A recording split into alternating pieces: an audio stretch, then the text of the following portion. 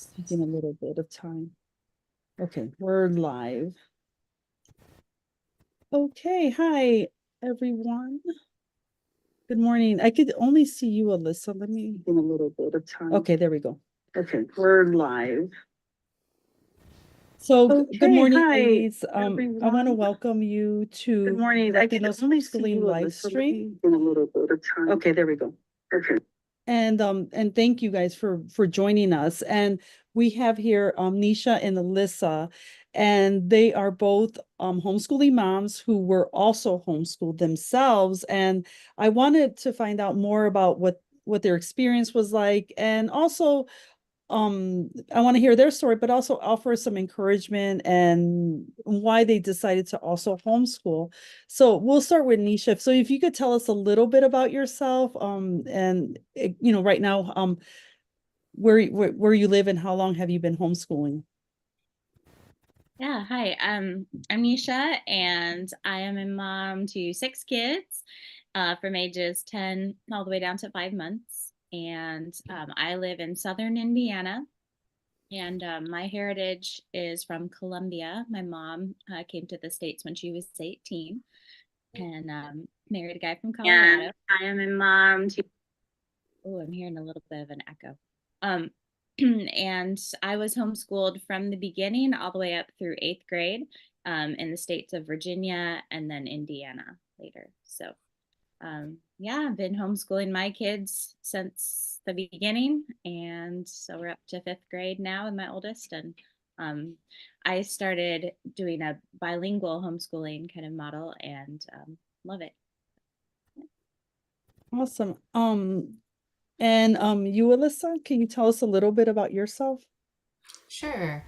So I grew up in California and Idaho and was homeschooled there from kindergarten all the way through 16 years old, where I was homeschooled and also had a lot of self-directed learning. And at 16, began attending university and eventually graduated with my degree in classical guitar performance. But that's what I've been doing ever since then, is playing classical guitar, playing other styles of music, and also homeschooling my 2 kids and teaching guitar lessons to kids. So I have a 7th grader and a 1st grader who we've been homeschooling the entire time. And now I live in Missouri. So we've been homeschooling in Missouri for the entire time of our kids' lives. That's great. And I want to know, so you're both homeschooling when a time when it was really, I don't want to say non-existent, but it was rare that we even had to find out that we had the option to homeschool in this country. So I'll start with you, Alyssa. Why do you think how was your experience like? Can you tell me a little bit about your experience of being a homeschooling, being a homeschooler? Like maybe 20 years ago, during the time when there were little to no people homeschooling? Yeah, so I know my mom always lamented the lack of resources. There Mhm. was just not a whole lot of what she wanted for us. Math resources, there were quite a few that we were able to use. But as far as history goes, especially and science, she wasn't kind of pleased with what she was finding, especially when it came to finding solid history books. Because growing up I think I was homeschooled for about 10 years in the state of Idaho, and she knew that since I was not white, I'm multiracial. My dad is indigenous Mexican and my mom is white, but she knew that as a multiracial child, I needed a lot of resources so that I would see my heritage reflected in history and in good literature, and she couldn't really find a lot of that. So that was really tough back then. There were a lot of other situations where we were able to supplement with the library or from other mentors that we'd find, other resources, but that was really the biggest thing that we wish that we would have had, is more resources. But in all, I loved being homeschooled. Most of my experience was really, really wonderful. Was it easy to find community back then? Or for homeschoolers? My mom started a homeschooling group so that we would have community. We kind of tried out a few other homeschooling groups, but sometimes they were different faiths that weren't part of what we were believing, and so we weren't able to join.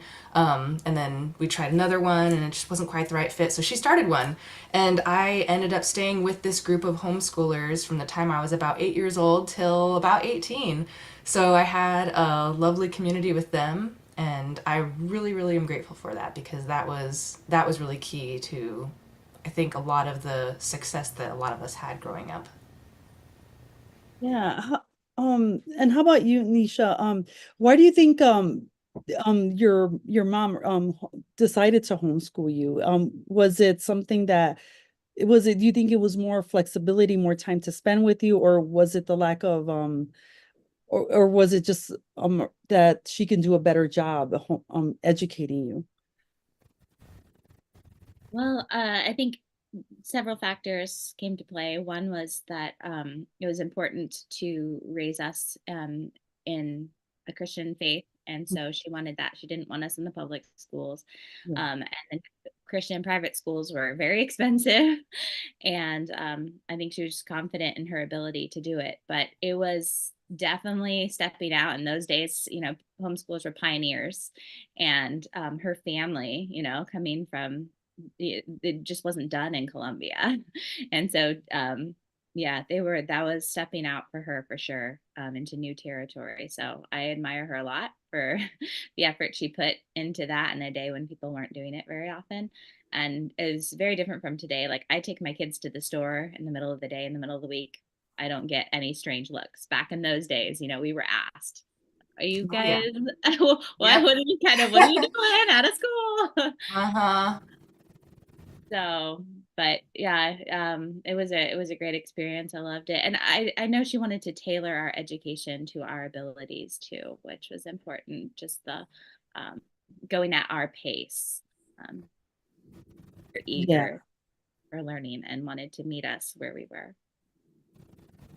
That's awesome. And I'm going to ask you the same question I asked her about finding community. Was it challenging to find community back then? Did your mom were you able to meet other homeschoolers? Yeah, we did some things with co-ops and kind of tried what we could from time to time. Um,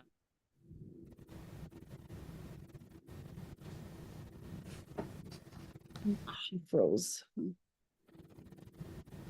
so it was there. There weren't a lot of options, but tried to do that as we could. And Nisha, what did you enjoy most about your experience as a homeschooler? I think a couple things.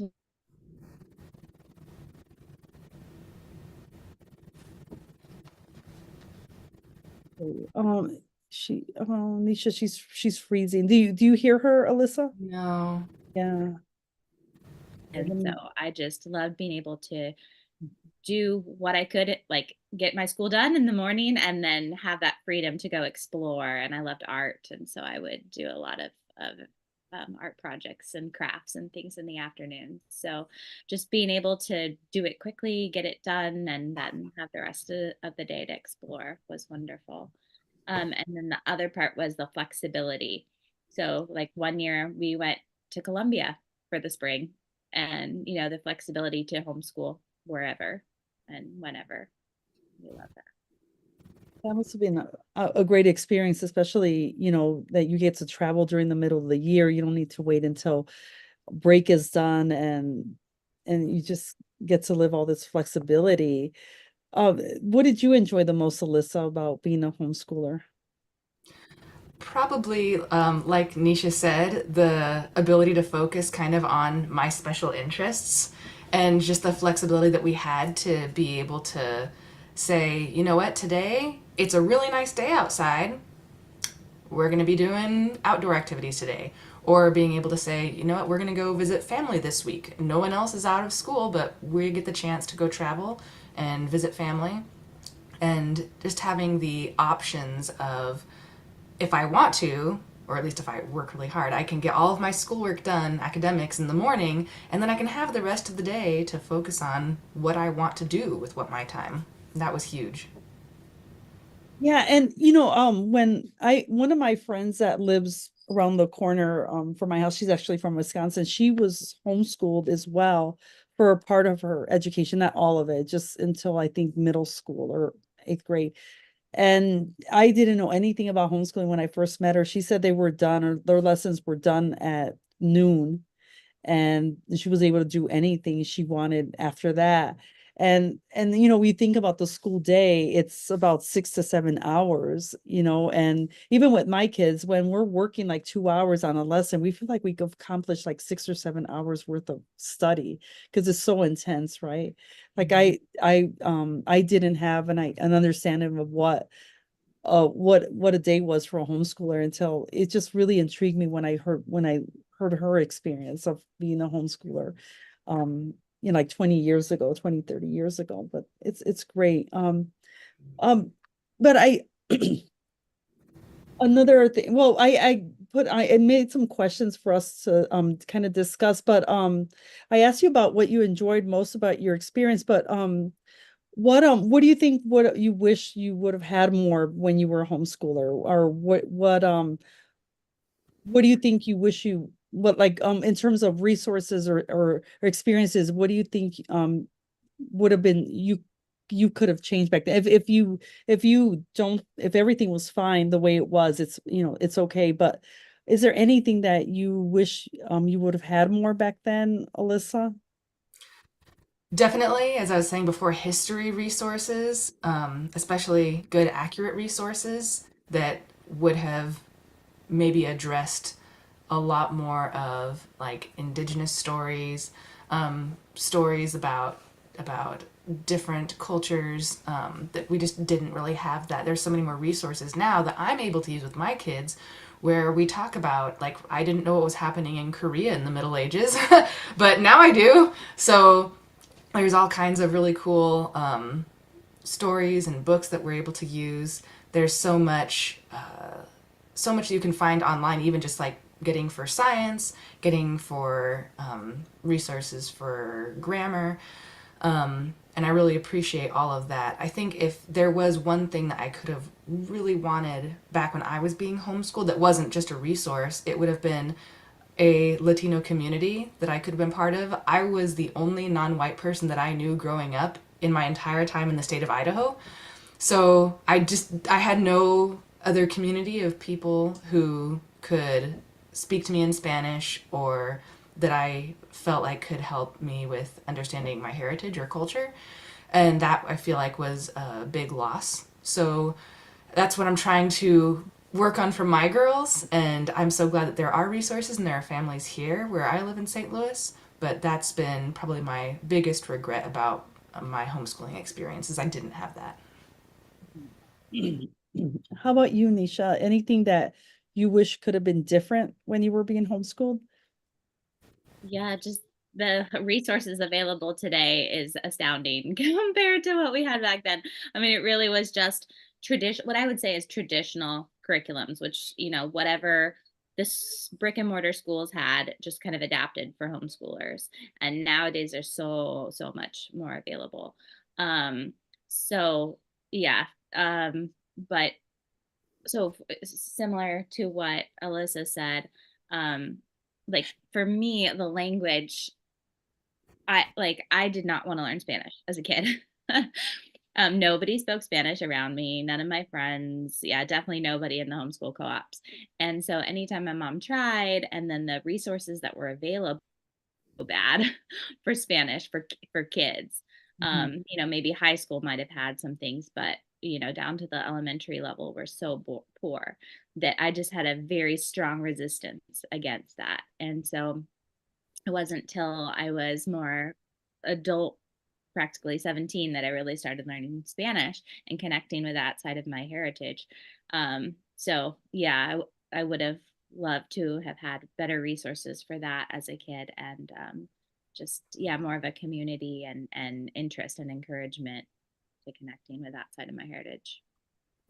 Yeah, and as a child, you kind of want to rebel. You want to speak the language that you see most often, like on TV, your favorite shows, your friends. So it's understandable, not being able, you don't see the benefit when you're little about being bilingual. Even my children, they fight me all the time. We live near Chicago where there's Spanish in a lot of places. They go to the store, they go to the even my hair salon, and there, Chicago, I think 1 out of 5 people identify as Mexican. So even then, they still rather not speak it, and it's a battle with them. So I can only imagine back then, living in a community with very limited resources, how that must have been like. Um, are there? I'm sure you guys are can talk about so many cool stories that you went through. Can you pinpoint one really cool experience that you had during homeschooling? It could be something simple. Alyssa, can you think of anything that was really cool a really cool experience that you went through as a homeschooler? Probably one of my favorite memories is going on an archaeological dig with my entire family, my mom, my dad, my sister, and I. I think I was probably 13, maybe 14, but I don't remember what organization it was through, but it was through an organization that actually brings in sort of non trained people to come into an archaeological dig and then sort of trains them on the spot to do all the different things that would need to be done to sort of aid the actual trained archaeologists with what they're doing. And so we went to the mountains of Washington in the Northwest, and for an entire week, we camped there in this incredibly scenic location where it was a sort of a flint knapping site for Native American tribes who'd used to live there. So this was not a sacred site in the sense of like a burial place or anything. We weren't allowed to do anything of that sort, but it was definitely a place where Native American tribes would go to get the flint outcroppings that happened on the side of this mountain. So there were so many half-carved tools and arrowheads and artifacts in so many different places in this area. And so we were learning how to set up the digging sites, how to sift through the collections that we would dig, how to tag the different artifacts that we would find properly, how to store them. And so it was just 5 solid days of learning how to do this and hands-on work. And I will always treasure those memories of being able to do that. That's cool. So your whole family went to Washington. Wow. And that must have been really, really cool experience for that. Yeah. Um, for you guys to do that. So everybody was in on this. Yeah, everyone was being trained, even the kids. And then we went with another homeschooling family that had kids our age too. So they were also being trained. And when we were done with our duties for the day, we would just get to go and play out in nature in the middle of nowhere in the Washington mountains. And it was gorgeous. So yeah, I learned a lot that week in so many different ways that I don't think you can learn unless you go and immerse yourself in a situation for that kind of extended period of time. Oh, awesome. How about you, Nisha? Anything cool that stands out from your experience of being a homeschooler? I would say travel. I kind of mentioned earlier, but yeah, Yeah. just being able to take a whole spring and spend it in Colombia. I mean, but we would do that in the States too. Just a lot of travel and learning, like in the actual places. Go to Boston or go to DC and learn from the actual places. That's very cool. So did you have other siblings as well that were being homeschooled, Nisha? Yes, I have 2 sisters, younger sisters. So all of you were, and do you think that your experience as a homeschooler are brought you a little closer or in your relationship and your friendship with your siblings? Yes, for sure. That was a great experience. Being together that close just really fosters those relationships, and we're still close today. Yeah, and actually being learning with somebody from a different age and grade level as you, like your siblings, and learning together. So that must have been a really cool experience. Mhm. Yeah.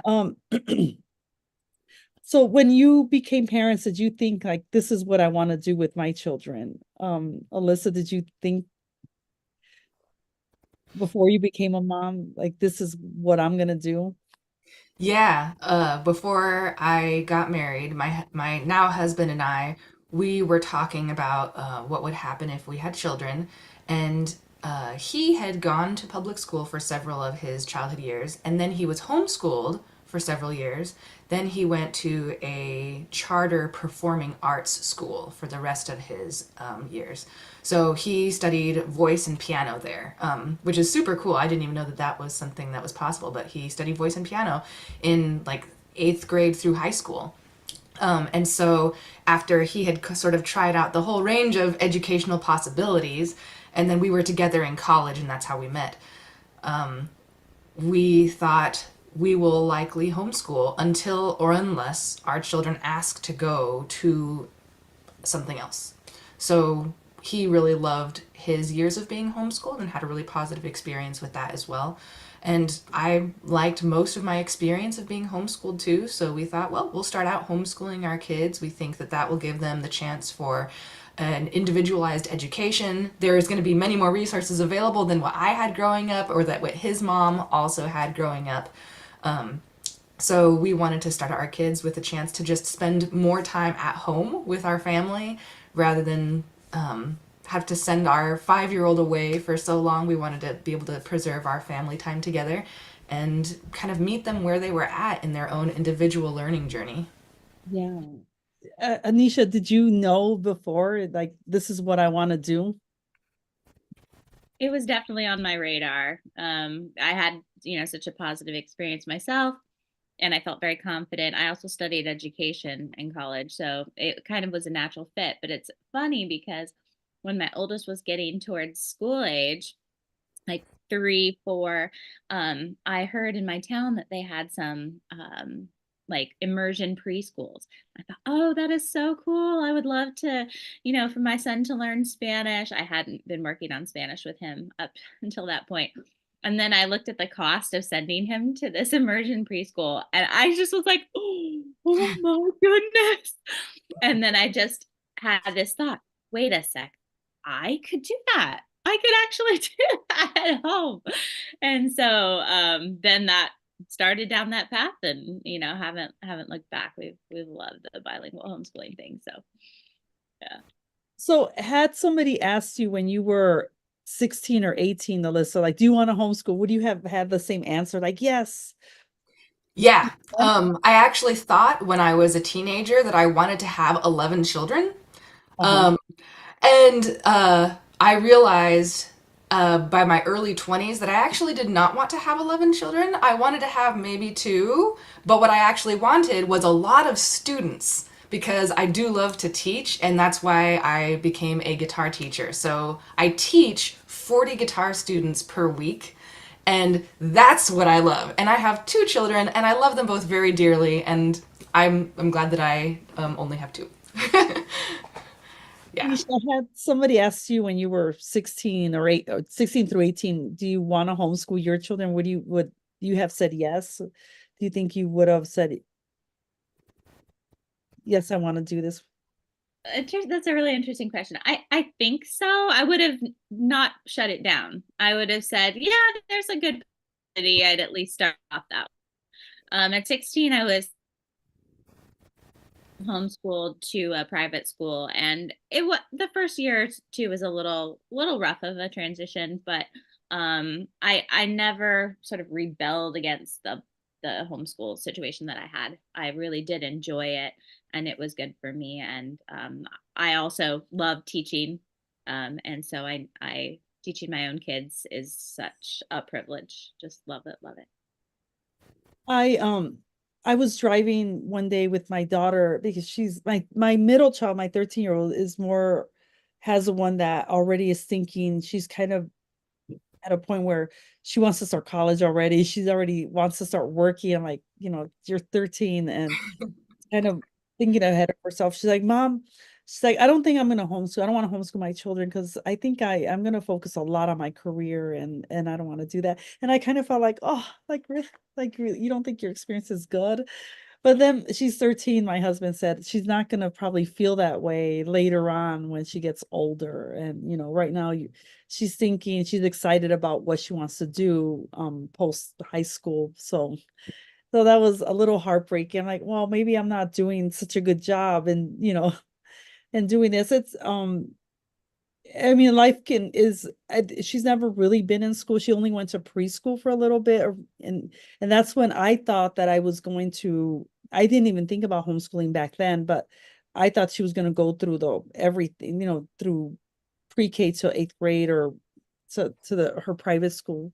But I decided not to continue with her. I pulled her out of after preschool. And so really this is all she really knows. So she's, you get to be curious about what other kids are doing and what their life is like. But then a lot of kids tell her, no, you're better off being where you're at right now.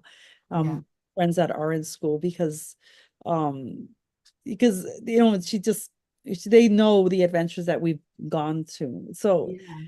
it's just interesting. And one time, Alyssa, you did tell me when I saw you about a month ago, you said, had you asked me when I was 18 if I wanted to homeschool my children, I would have probably told you something totally different. And that's why that kind of, I've been thinking about that. Yeah. I Yeah. think that when we're younger and we're going, yeah, you know what? Like this is what I want to do. Like I love the idea of teaching. I love the idea of working. I love the idea of going into the military or whatever you end up setting your sights on. I think that that's one of the things that we have to support for our kids because like that's one of the reasons we are homeschooling is so our kids get that idea of you can do what you feel like you are being led to do.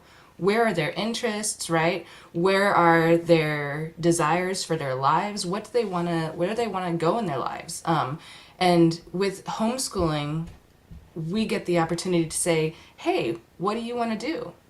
Let me help you get to the place where you feel like you can do that. And he said, I think that you are doing a wonderful job of that with your kids so that they can feel like they're empowered to go out into the world and do what they want, right? So, yeah, that's one of those questions of like, at 18, was I prepared to homeschool? Absolutely not. No, I wanted to go to college. My goal at 18 was I'm going to go to college. I'm going to be the first person in my entire family to go to college. I'm going to be the first person to get a degree and have children after I have gotten a career. That's not something that anyone had ever done in my family before. I don't know if anyone in my family had thought of having, any women in my family had ever thought of having a career outside of children. And so that was one of my biggest goals was I want to become a musician, become a music teacher, and then as children come along, then I want them to have that homeschooling experience. Mm-hmm. But I want to do it in that order. And I'm really, really grateful that with my family's help, I was able to do that. If it hadn't been for my mom's incredible support, there's no way that I would have gotten to this point. So I am incredibly grateful for her all of those years, not only my childhood, but also supporting me through college and supporting me into a career, even though she didn't know what that looked like. Mm-hmm.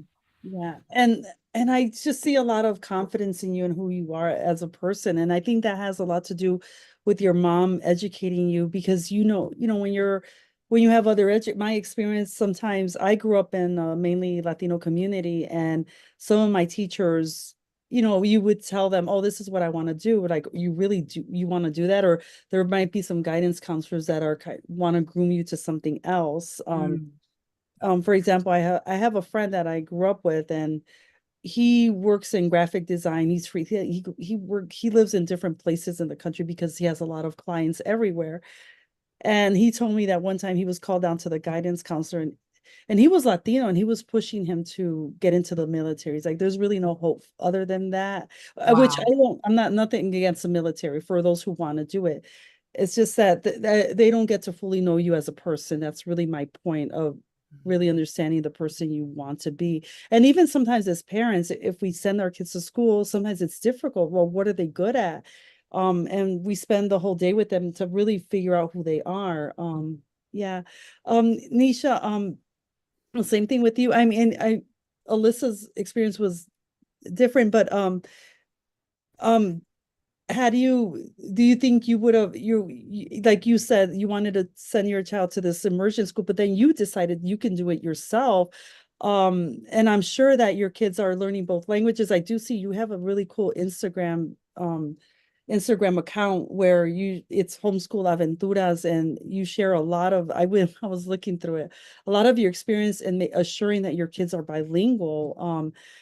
Um, how are they? I know they're probably thriving in this environment and they're traveling and everything. How do you think they feel as well about their experience of being homeschoolers? And you as a mom, you're a second generation. Do you think this is something they're gonna continue to pass along going forward? Yeah, I was nervous about that at the beginning, like all this time and effort, and are they gonna enjoy it, or is it gonna feel like mom forced this on them? But they've been picking it up and really seeming to do well with it and use it. So just so thankful for that. Um, yeah, I think at this point they really enjoy the flexibility. We also like to travel quite a bit, and so we like, yeah, we're up in Wisconsin right now, and I brought a couple books on the road for read alouds and such. And so I think they really love the flexibility, and also we just run late. We do our schooling at odd hours compared to brick and mortar schools, and I think they just love that too, being able to do school whenever, wherever. Um, so yeah. And I'm gonna have to bow out here. I do have 6 kids and a baby, a 5-month-old, and he's getting to that point where he needs me. So I don't know if you have any last minute questions for No, I me. think that's about it. If you can tell us where I'm gonna post all of the links to both of your Instagram accounts, so that way a lot of parents can get ideas of what you want to do. But if you can just let us know where people can find you, and also just a short note of encouragement to any parent who is hesitant or who is discouraged about what they're doing. Nisha, I'll start with you since you need to go right now. I'm sorry, it cut out for you. Could you say Oh, that? okay. Um, I, if you can tell us where, people can follow you, your Instagram account, and any, words of encouragement for a parent who feels they're not doing a good job, or for those who are hesitant to start on this journey. Sure. So yeah, I have an Instagram account which is homeschoolaventuras, lowercase altogether. And yeah, so I just post about what we do on there. A lot of resources. I love resources, a lot of books on there. And just like we talked about at the very beginning, resources have been so hard to come by, over the years for homeschooling, and they're, exploding, but we don't always know or have access to them in the same way as out there, the common ones that have been around for years. So I just try to write reviews and publish what I find. Um, and then for advice for homeschoolers, I would just say, start small and do what you can and be consistent. And then each year, each quarter, you can make little changes, add things. It's very tempting to be overwhelmed by what's out there on social media with homeschoolers. I mean, you cannot compare yourself, to someone like Alyssa or I, who have the background of being homeschooled, or maybe have a background in education or whatever. And it doesn't matter. You're not seeing my failures on social media. I'm only publishing what works. um, and so you just have to just start, and then find moms that can support you in the journey. So whether that's a local in person is best, but if you can't, sure, online, find a community online that will support you, and then you could ask questions of. Thank you so much, Nisha, and have a great vacation. Thank you for taking the time to join us while you're on fall break. And and I'm gonna post the links as well to her page. And again, best of luck and have fun in the rest of your vacation. Thank you so much. Take care. Alyssa, as well, I'm gonna ask you the same thing. Where can we follow you? And also some words of encouragement for parents who feel they're not, a lot of us get discouraged along the way with this journey. It's not the easiest journey that we're going through, but any words of encouragement you can offer somebody who's hesitant to start or somebody who's feeling discouraged right now? Sure. So, I have a slightly neglected homeschool Instagram account. I haven't posted very recently, but I will. I will go on, and I keep meaning to post more. It's called Learning with Harmony and Ada. Those are my two kids, Harmony and Adaline. So, Learning with Harmony and Ada on Instagram. And we just finished our first quarter of our homeschool year last week. So, we're starting our second quarter. So, I need to go through and update and Let's do show that. everything we've done. Um, so that's going to be good. But so as far as words of encouragement, I think a couple points. First off, this is going to sound like I'm copying Nisha, but it's everything that she said is so true. We can't compare ourselves to anybody else because if you find 5 different homeschoolers, you're going to find 5 different ways of teaching a family of children, and within that family it's almost guaranteed that each child is receiving a slightly different education because no child learns the same way.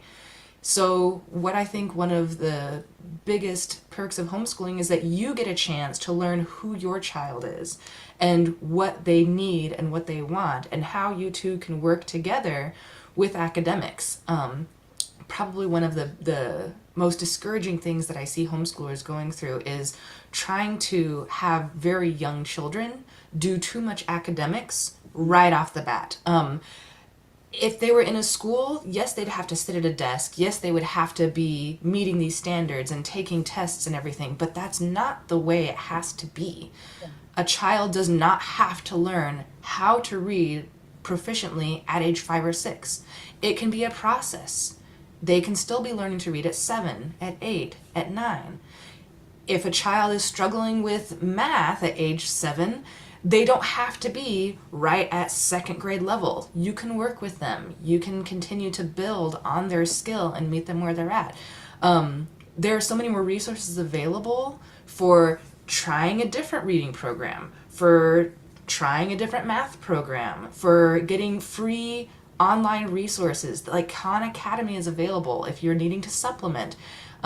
There's Math Mammoth, and they have free videos that teach math concepts if your child just needs a different way of learning than maybe you've thought about trying. If you have library classes that are available, if you have local school resources that are available, there are a lot of different ways that you can approach education with your children. It doesn't have to look like sitting at a desk or meeting a grade standard all the time. I loved what Nisha said about adding a little bit each semester or each year. By the time they're teenagers, kids can have the freedom to start saying, what do I want to do with my life? Where do I want to be? Who do I want to be? So giving them the chance to go, okay, well, if you want to do this potential career or go study at this potential school, what are the goals that we need to accomplish to get there? Do you need to take the SAT? Do you want to take your GED? Do you want to go to the community college and begin taking classes there? Do you want me to get you a math study book?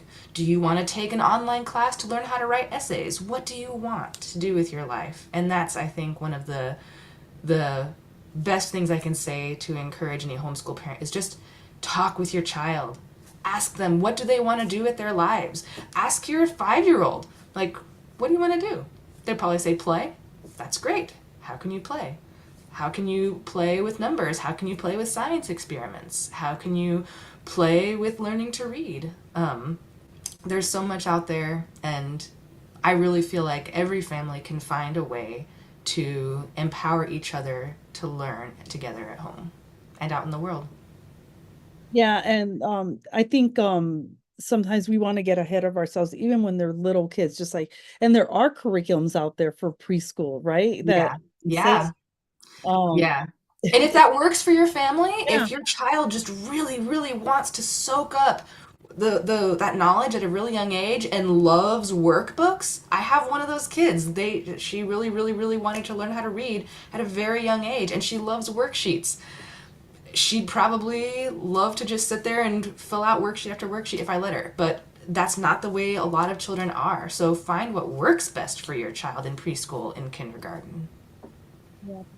Thank you so much, Alyssa, for taking the time to talk to us, and our audience. I really appreciate it. And I'm gonna post the links to your Instagram account, and it's really cool. I actually look at it a lot as well. I Oh, well, thank find you. out. Yeah, so Yeah. Thank you, Priscilla, for inviting me to come talk. I really appreciate it. of course, I have to end this right now. Just one moment. Thanks, everyone. Enjoy your